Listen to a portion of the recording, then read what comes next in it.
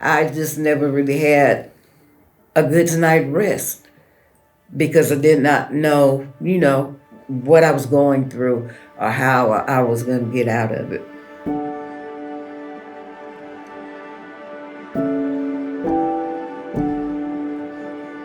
Hi everybody, my name is Dave Pannell. I'm a real estate broker here in Fort Worth, Texas, and I'm here today with Miss Bridget.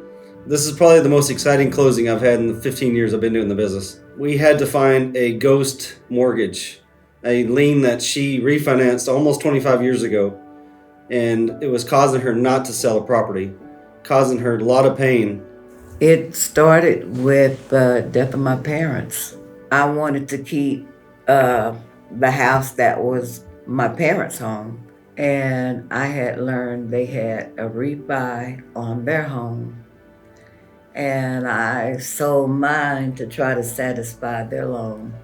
I had moved my belongings out of my house thinking that, we were supposed to close. They told me about someone having a lien against the house. Her house it's called a cloud on the title. So she had a property that she paid off, or paid majority of it off, 90% of it, over 25 years, over the 30-year mortgage. And the company went bankrupt almost 20 years ago. So to give you the timeline, in 1996, she was, I guess you're in a transition, you had to get a loan modification. Right. So they refied her mortgage to a company that bought the loan. It was a big corporation in Chicago. In 1998, they went bankrupt, and Credit Corp sold to United Mortgage. And then in 2008, they went bankrupt. So the trustees sold off all the loans, thousands of loans. So then now, fast forward to 2021 or 2020 when you want to sell it, she can't sell it because no one to pay off. Right. There's no payment history from what she made payments on. I prayed, I cried. You want to talk to someone, and then, you have people that are supposed to have your best interests at hand, and they're not really helping you. Dave was a godsend for me. I had a lot of people calling, talking about buying my property. I had gotten to the point where I was frustrated. She hung up on me at first. When I talked to Tarek, her son, he told me the issue with some kind of lien that they couldn't close it with. This is during the first 3 minutes of our conversation. I jumped on the deed records on the Tarrant County while he was on the phone with me, and I researched the deeds that were online. At that point, I thought it would be easy. I looked up the company, and it looked like they're in Chicago, and I think I could just contact them and get a payoff amount. And I told him, I said, well, Tarek, I don't want to talk to nobody. He said, well, Mom, there's a day Pannell going to call you. And I said, wait a minute, I hung up on him. I hung up on him. But I'm glad I talked to Dave, after my son told me to talk with him. And he did a lot of research. So I found out who owned the company.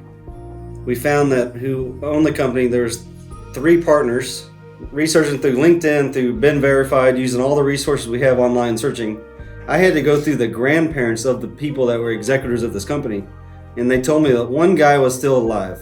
They gave me his cell phone number. I couldn't find the number anywhere online, so I got the cell phone number to this guy that owned the company 25 years ago.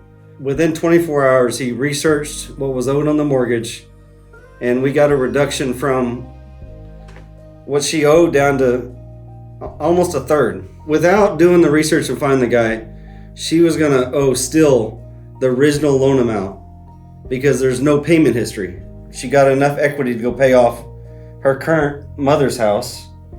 I always tell the people I coach now is that you're always meant to have certain conversations. Right. In my business, 99 people hang up on me and they never call me back, or they just don't answer the phone.